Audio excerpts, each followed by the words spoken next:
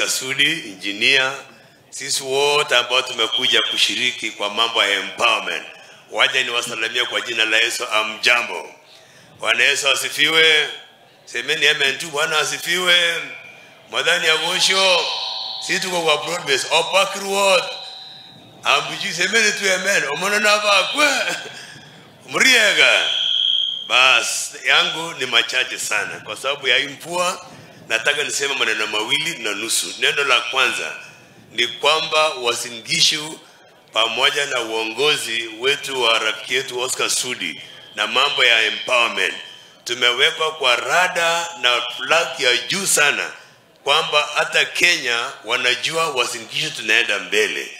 Ya pili, sisi tumekuwa na mji mkuu ambao tunaita Eldoret City. Tunataka tuchukue nafasi hii kwa wafanyabiashara kuhakikisha kwamba tunawapatia ile environment mzuri ya kufanya biashara.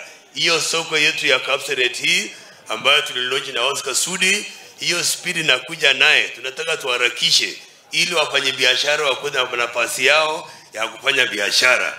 Kule town ile soko kubwa ya orofa 8 inakuja. Tunataka tuhakikishe sisi na empowerment tuko pamoja. Nataka nimwambie CS Mbadi, karibu sana. Mambo ya broad based imesaidia sisi. Tunapokaa hivi leo, hii ndio broad based tunasema juu yake.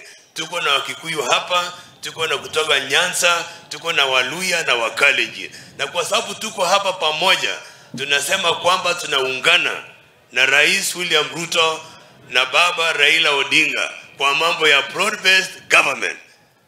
Hiyo broad based sasa imetufanya tufanye kazi kama watu ambao ni jamii moja, na tunakashifu mambo mengine yote ambayo yanaweza kutuweka kutatanisha kwa mambo ya kikabila na mambo ya uchochezi ya kisiasa.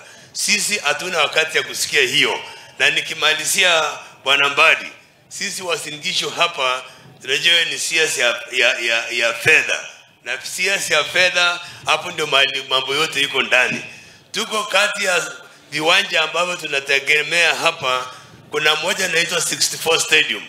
Na tungependa uangalia hapo ndani Bwana siasa hapo mahali hiyo vitu iko. Utusaidie tukamilishe hiyo stadium hiyo. Ile ya Kipchoge saizi inaendelezwa na kandarasi mwingine, na mimi najua tukifika pale tutafaulu.